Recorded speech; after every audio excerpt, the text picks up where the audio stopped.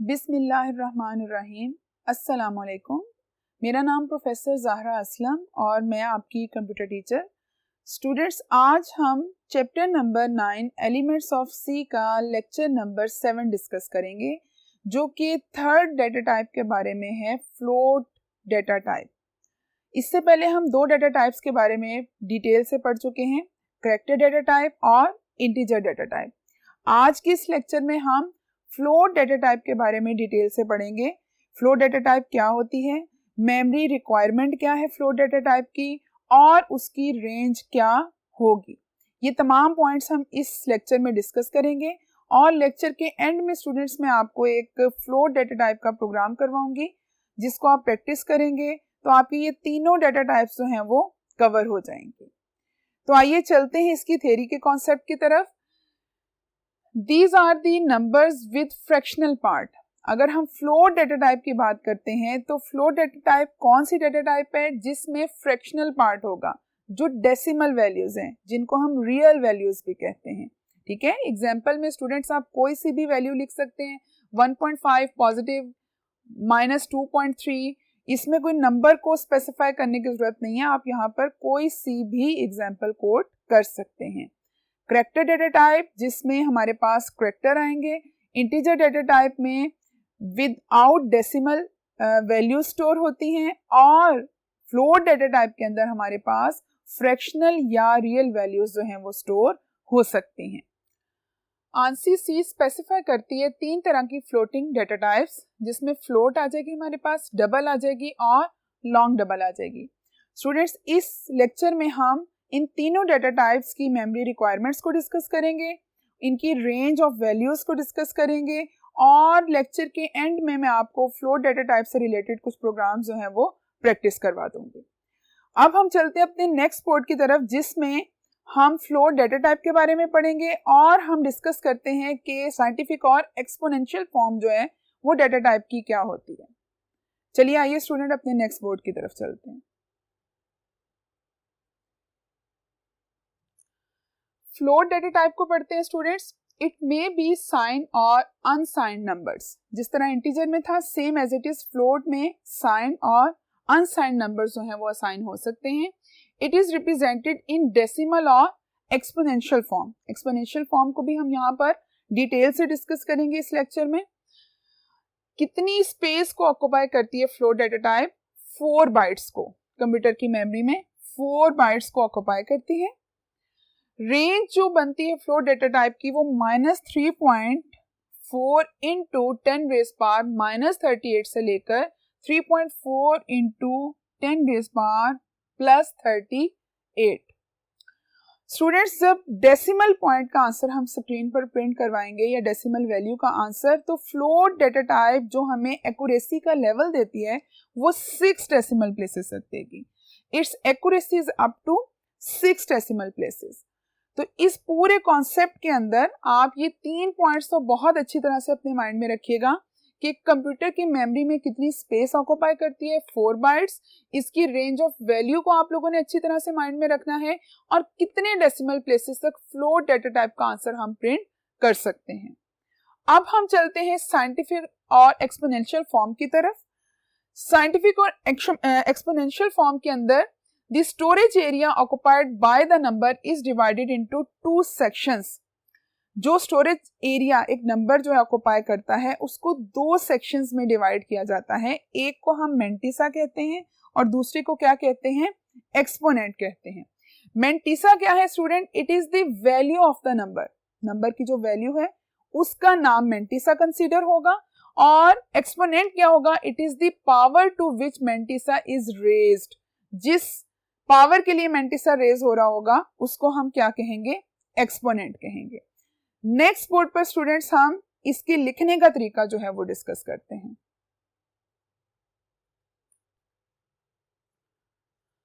Scientific और exponential form में in सी scientific form of a number, ये 4 तरीकों से स्टूडेंट्स ये साइंटिफिक फॉर्म जो है रिप्रेजेंट हो सकती है। +MEP, -MEP, +M capital EP और -M कैपिटल EP। अब ये M क्या है, E क्या है और P क्या है, इसको देखते हैं। M represent the mantissa part, capital E और small e is used instead of base 10 और P किसको रिप्रेजेंट कर रहा है? एक्सपोनेंट पार्ट को रिप्रेजेंट कर रहा है। स्टूडेंट्स, ये हमारे पास एक साइंटिफिक फॉर्म आती है डेसिमल नंबर की 2.45 इंटू 10 रेज पावर 5। सी लैंग्वेज के अंदर हम साइंटिफिक फॉर्म के अंदर डेसिमल वैल्यू को नहीं लिख सकते, तो उसके लिए जो एक्सपोनेंट फॉर्म बनेगी इसकी वो बनेगी 2.45 E5। स्मॉल e भी हो सकता है या 2.45 कैपिटल E के साथ भी आप 5 लिख सकते हैं।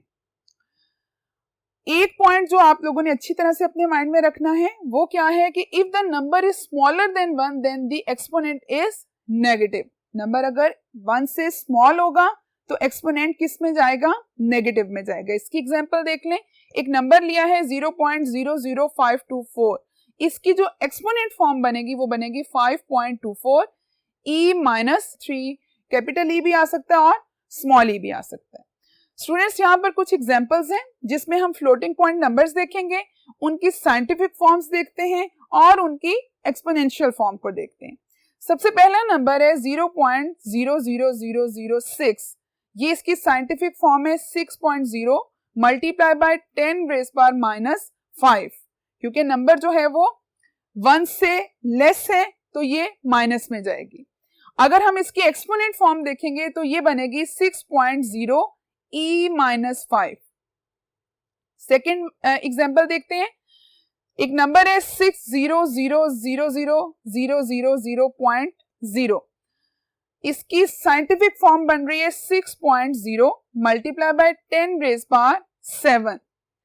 तो यहां पर इसकी एक्सपोनेंट फॉर्म क्या बनेगी? 6.0 E7। कैपिटल E या स्मॉल e वो आपकी मर्जी, आप जो भी लिखना चाहें।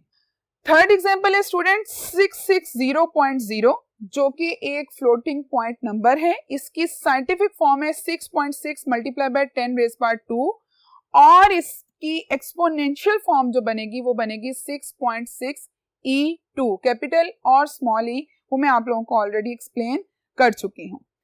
स्टूडेंट्स, अब हम डबल और लॉन्ग डबल डेटा टाइप को डिस्कस करते हैं, उनकी मेमोरी रिक्वायरमेंट्स को डिस्कस करते हैं, रेंजेस को डिस्कस करते हैं और उसके बाद लास्ट में हम फ्लोट डेटा टाइप का एक प्रोग्राम जो है वो प्रैक्टिस करेंगे। स्टूडेंट्स, अब हम डबल डेटा टाइप के बारे में पढ़ रहे हैं। It is used to store larger floating point numbers. Float में हम 4 बाइट्स के अंदर अपनी वैल्यू को स्टोर करवाते हैं। इसमें लार्जर फ्लोटिंग पॉइंट नंबर्स को स्टोर करवाया जा सकता है। It take 8 bytes in the memory. Float 4 bytes ले रहा है और डबल कितनी बाइट्स ले रहा है? 8 बाइट्स ले रहा है। इसकी जो रेंज बनती है वो बनती है 1.7 मल्टीप्लाई बाय 10 रेज पावर -308 से लेकर 1.7 multiply by 10 raise power +308। Students, इसकी भी इस रेंज को आप लोगों ने अच्छी तरह से याद कर लेना है। और लास्ट इसका जो डबल का पॉइंट है वो है it's accuracy is up to 15 decimal places. Float के साथ अगर आप कंपेयर करें और अपने कॉन्सेप्ट को रिवाइज करें तो फ्लोट डेटा टाइप मेमोरी में कितनी बाइट्स ले रही है? 4 और डबल कितनी बाइट्स ले रही है? 8। फ्लोट डेटा टाइप की रेंज ऑफ वैल्यूज है 10 रेज पावर -38 से लेकर 10 की रेज पावर +38 तक और डबल की रेंज क्या है? 10 रेज पावर -308 से लेकर 10 की रेज पावर +308 तक। फ्लोट डेटा टाइप में आंसर जो है वो 6 डेसिमल प्लेसेस तक आप प्रिंट करवा सकते हैं, जबकि डबल में जो आंसर है वो 15 डेसिमल प्लेसेस तक प्रिंट किया जा सकता है। स्टूडेंट्स, अब हम थर्ड डेटा टाइप की तरफ जाते हैं जो कि है long double. A long double variable takes 10 bytes in memory. Memory में कितनी स्पेस को ऑक्युपाई करेंगे? 10 बाइट्स को। रेंज जो है इसकी बनेगी वो बनेगी 3.4 इंटू 10 की रेज पावर -4932 से लेकर 3.4 मल्टीप्लाई बाय 10 रेज पावर +4932। इस रेंज को आप लोगों ने अपने माइंड में रखना है। It's accuracy is up to 19 decimal places. Students, long double में आप जो आंसर प्रिंट करवाएंगे उसमें डेसिमल के बाद 19 पॉइंट्स तक वैल्यू जो है वो प्रिंट हो सकती है। आप लोगों ने आज की इस लेक्चर में डेटा टाइप फ्लोट को पढ़ा, डबल को पढ़ा और लॉन्ग डबल को पढ़ा। इनका तीनों का जो एक मेन पॉइंट है वो एक टेबल की फॉर्म में हम अपने नेक्स्ट बोर्ड पर डिस्कस करेंगे। इसके अलावा हम देखेंगे कि कौन कौन से फॉर्मेट स्पेसिफायर्स हैं जो फ्लोट डेटा टाइप के लिए, डबल डेटा टाइप के लिए या लॉन्ग डबल डेटा टाइप के लिए यूज होते हैं। तो आइए स्टूडेंट्स अपने नेक्स्ट बोर्ड की तरफ चलते हैं।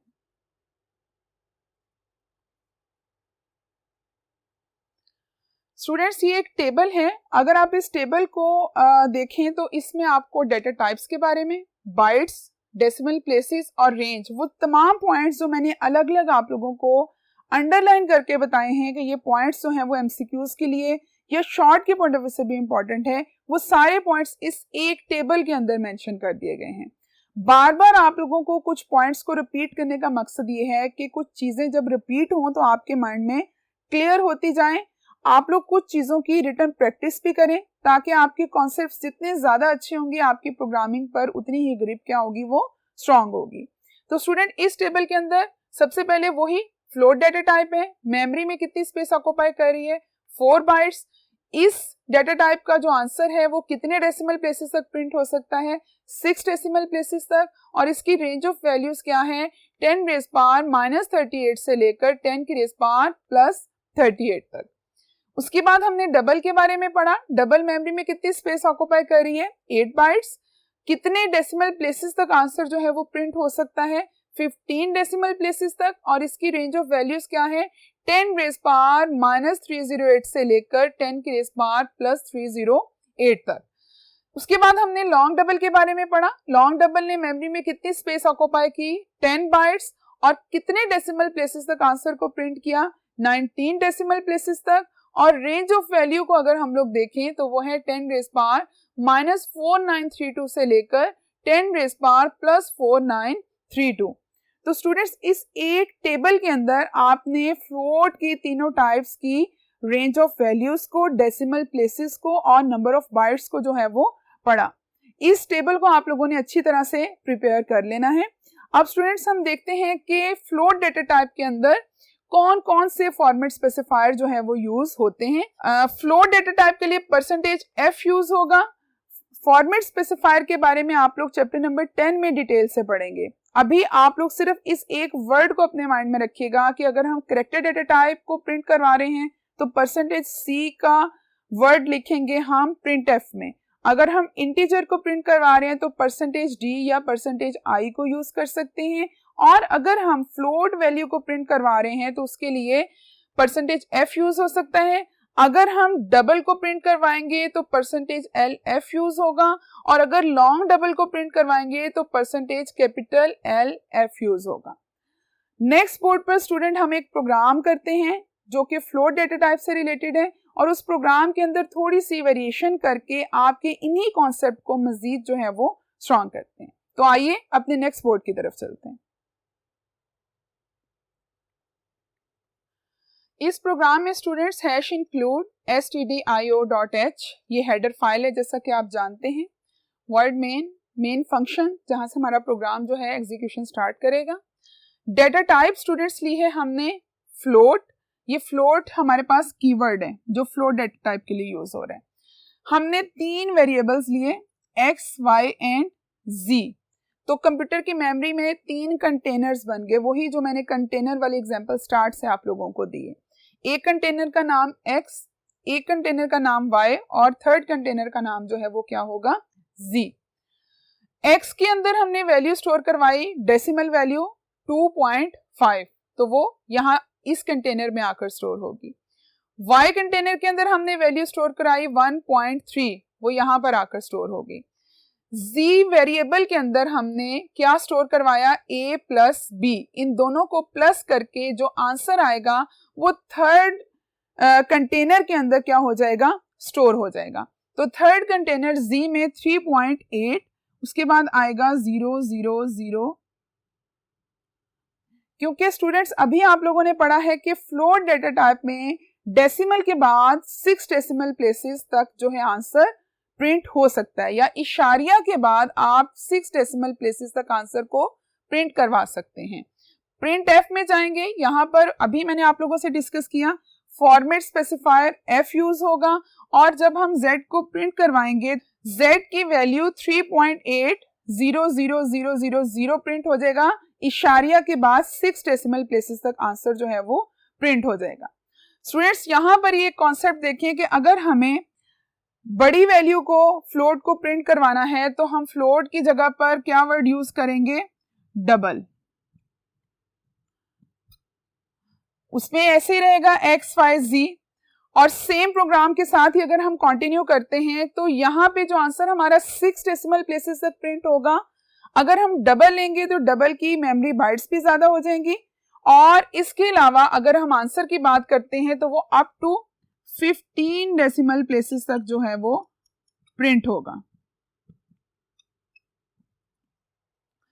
अगर हम इससे भी बड़ी रेंज ऑफ वैल्यू को प्रिंट करवाना चाह रहे हैं तो हम लॉन्ग डबल ले सकते हैं।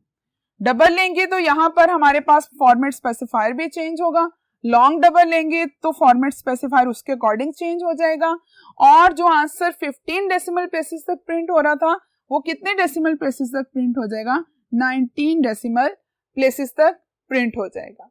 तो ये तीनों डेटा टाइप के कीवर्ड्स हैं जो मैंने यहाँ पर आप लोगों को बता दिए, फॉर्मेट स्पेसिफायर्स के बारे में बता दिया। अब एक एक्सपोनेंशियल फॉर्म के बारे में जो हम लोगों ने डिस्कस किया है उस कॉन्सेप्ट को जनरली यहाँ पर देख लेते हैं कि अगर हम एक वैल्यू है, फॉर एग्जांपल ये वेरिएबल में हमने स्टोर किया है 1.3, मैं 1.3 की एक साइंटिफिक फॉर्म लिखती हूँ 1.3 मल्टीप्लाई बाय 10 रेज पावर 2।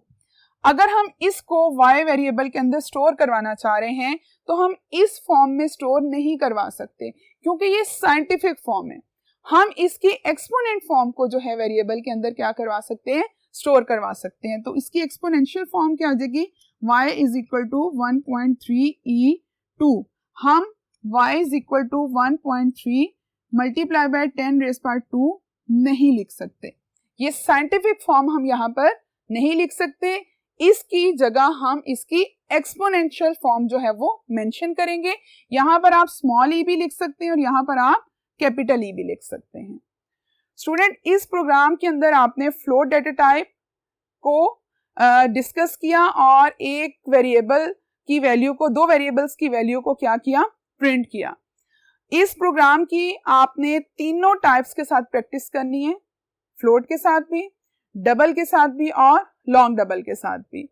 और आज का टॉपिक हमारा यहाँ पर वाइंड अप होता है। आई होप आप लोगों ने अच्छी तरह से ये तमाम पॉइंट्स को समझ लिया होगा।